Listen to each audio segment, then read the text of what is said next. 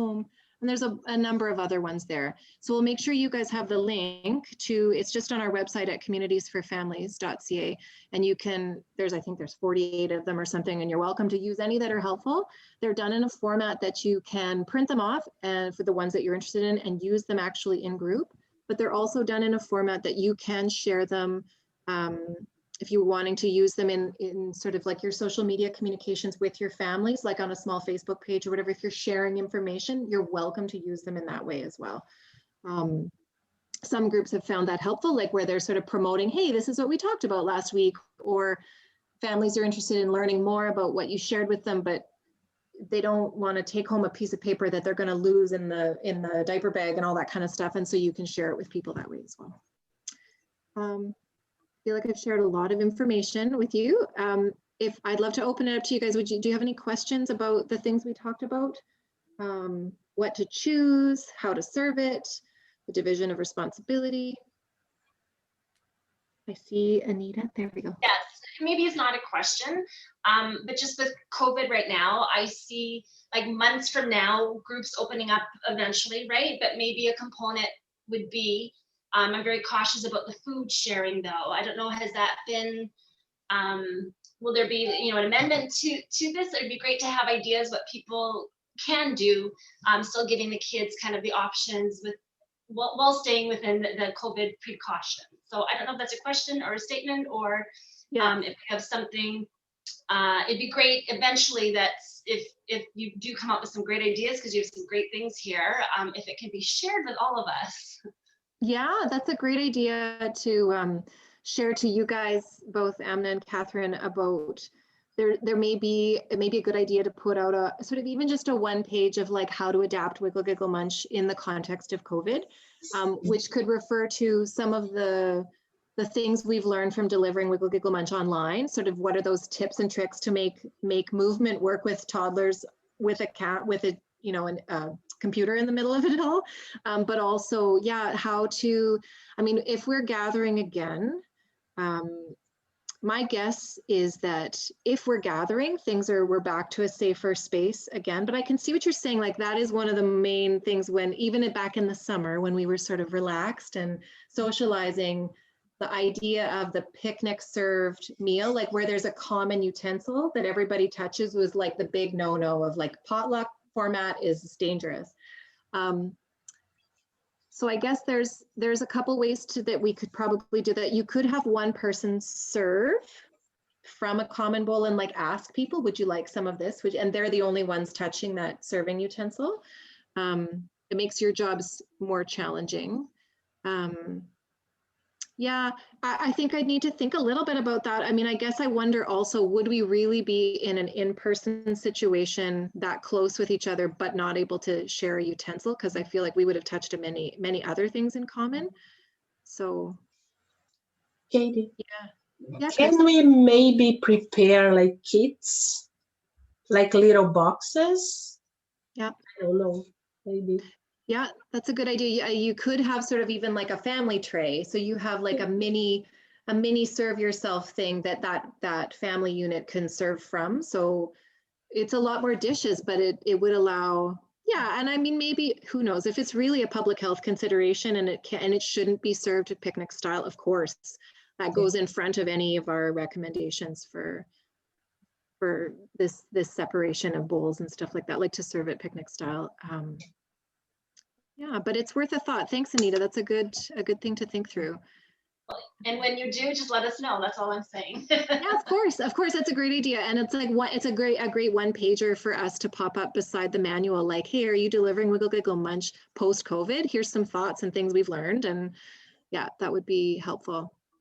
Wink, wink, nudge, nudge. Amna, Catherine, whoever's responsible for that now. You can edit that out of the video. Oh, does anyone else have some questions about serving snack? It's so hard to imagine, right? We aren't doing that. We haven't been doing that for almost a year, and it'll be a while still.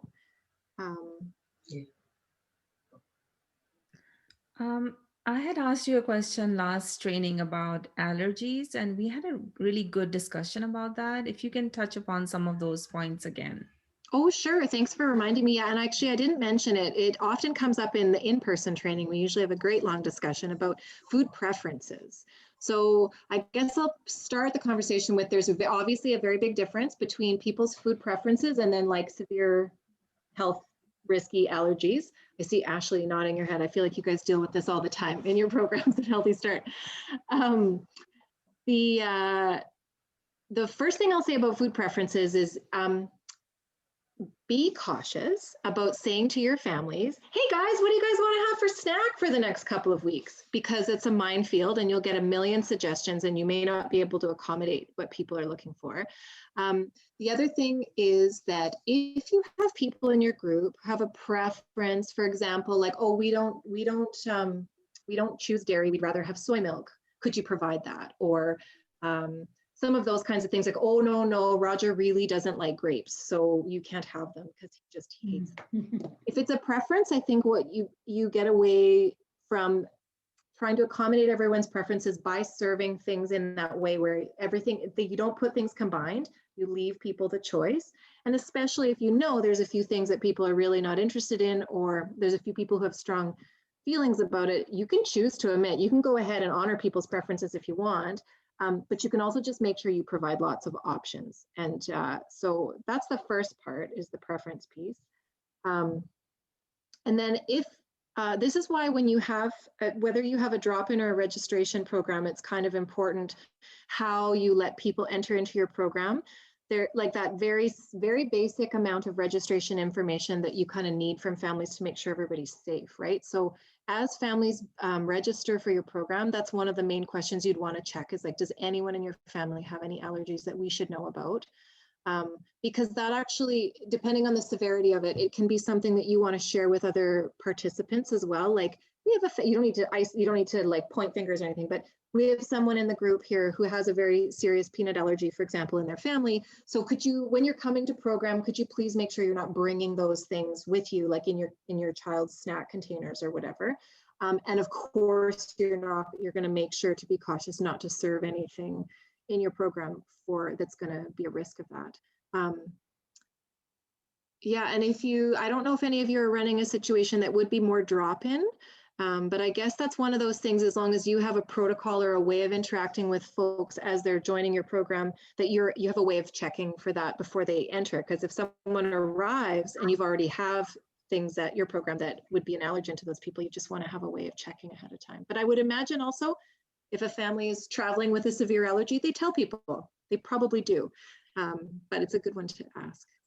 Yeah. Amna, is there more that I could offer there? I know we had a deeper discussion about it last time.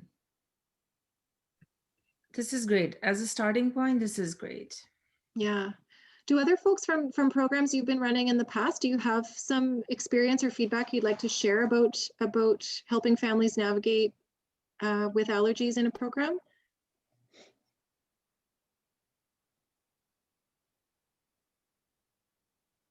I think it's great that it was, sorry, go ahead. No, I was going to say, like, I work in a childcare center, so we deal with this quite often.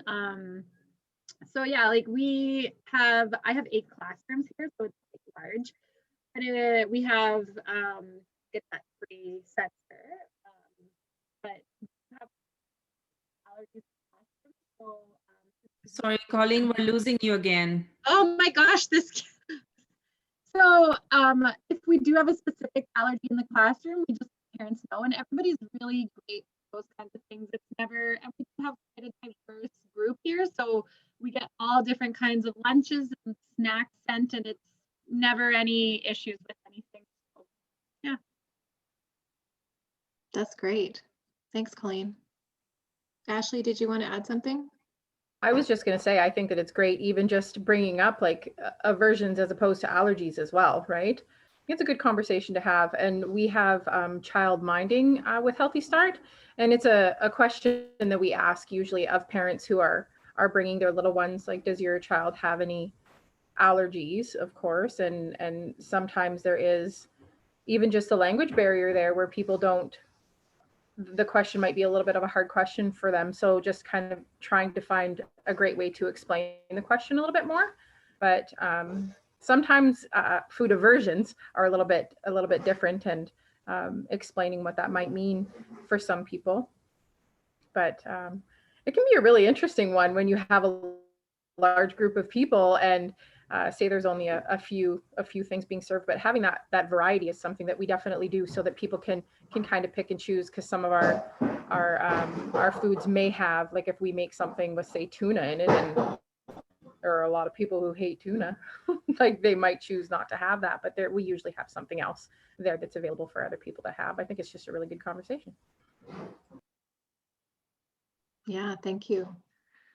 Yeah, it does seem to be the trick is providing variety. And I don't know if I mentioned or talked about it very much, but it is this is a chance for you as a leader to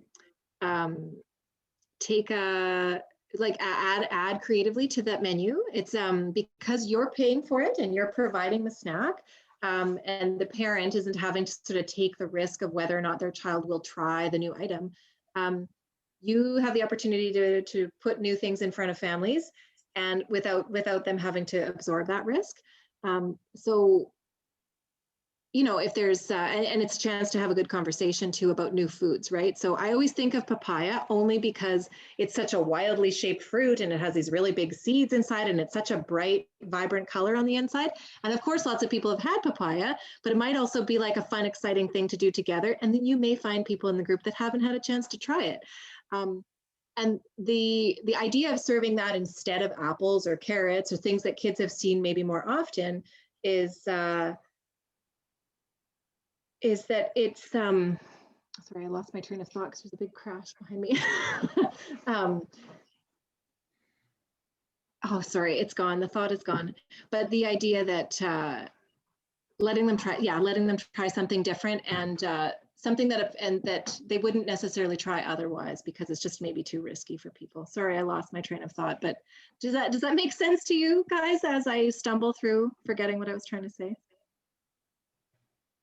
I thought of one thing that I experienced a lot at Wolseley Family Place, and that was, so our Wiggle Giggle Munch program was drop-in, but people came each week, and sometimes people would bring their own snacks. And I think if you could speak to that, that was something I struggled with a lot, and you really helped me kind of maneuver through that situation. So I think sharing that with the group would be really helpful. Sure. Thanks, Catherine. That's great. Actually, I remember that. So yeah, you may have families that come, with their own things. And like this situation in particular was that when it was time for snack, even the adult was like, oh, no, he doesn't eat those things. This is like out of preference, it was not an allergy situation. No, he just doesn't like those things. So I brought him his own stuff. And then she had a whole bunch of things that she put in front of them that didn't match, of course, what was being served to all the other kids. And I think that the thing to remember is that we're offering this program, and we get to offer it to the best of our ability, and we want to like take as much of that opportunity to share, and let there be room for kids to try new things, and have kids watch each other share and eat the same things. And that's kind of fun. Like, hey, did you try the olives? Like that kind of thing is great around the table. I think you can, but the parent is the one who ultimately is the caregiver and making the choice, right? So, and there may be reasons that they either don't want to talk to you about, or that just like they're not relevant to the program. They want to bring a snack for their kid and we don't know why. So I think what you can do in that situation is you make it very clear to the larger group. You don't need to single somebody out necessarily, just so everybody knows, every week we're providing a snack, and we'll try something different every week, and we'd really invite everybody to try the new things. And don't worry, moms and dads and everybody, like please make sure you all help yourself to the snack. Everybody's invited. Like, just make it a really positive, open and welcoming thing, and make it really direct. Like if you're having trouble with families bringing things that you wish they wouldn't, just be really direct about, we serve snack, we'd love to share it with you. And you could even maybe solicit feedback if you think that'll help create some buy-in and sort of investment in what's happening in the coming weeks. You could try to open up the conversation if you think there's a willingness, like, hey, do people have thoughts about sharing snack? I mean, post-COVID, I think this could become way more of a thing where families are not interested in sharing food, and like, I don't know, but I can just imagine that if people start venturing out and going to program, that could be maybe more a thing in the program than we can anticipate right now. But I think that, don't worry, as a leader and a facilitator, it's not up to you to make the parents follow along with the example you're trying to provide. Like, if people don't take the bait, as long as people are being considerate and kind, I think that you may have families who come and sort of kind of do their own thing. As long as you're really clear about what's available and that you're inviting people, and if it's not super disruptive, you can kind of leave it be, especially if you've tried a couple times and people are clearly making a choice to do their own thing. But don't take it as a slight on your program. It probably has something, it's probably way beyond what's going on in the program that day, right? But providing some of those bits of information, providing the opportunity and saying, well, it's okay. And you know, Roger, I know you brought your favorite potato chips to have for snack today, but if you are interested in trying anything we have on the table, you're always welcome, you know, and letting like mom know that as well. Like, you know, it's okay. And if you have your preferences, that's fine. We did have in a different program, I remember somebody wanted to bring food to share. So their child really wanted to have something. And they said, we want to bring this because my kid loves it for snack. Can I bring enough to share with everybody? Maybe that won't happen post-COVID either. But I think that you would know your group, you know the dynamic, and you would know if that's something that you would want to be inviting or not. Like, that could be a really nice, generous thing for someone to bring something to share, and the child might feel really excited about bringing their favorite watermelon to share. But you would, yeah, I mean, it's great if an adult is asking you ahead of time too, right? So I'm not going to say that Wiggle Giggle Munch has a rule about that. I'm going to say, trust your intuition about your group and how that would fit with your families. Yeah. That's great, Katie. Some really good points there for everyone. Anything else, anyone?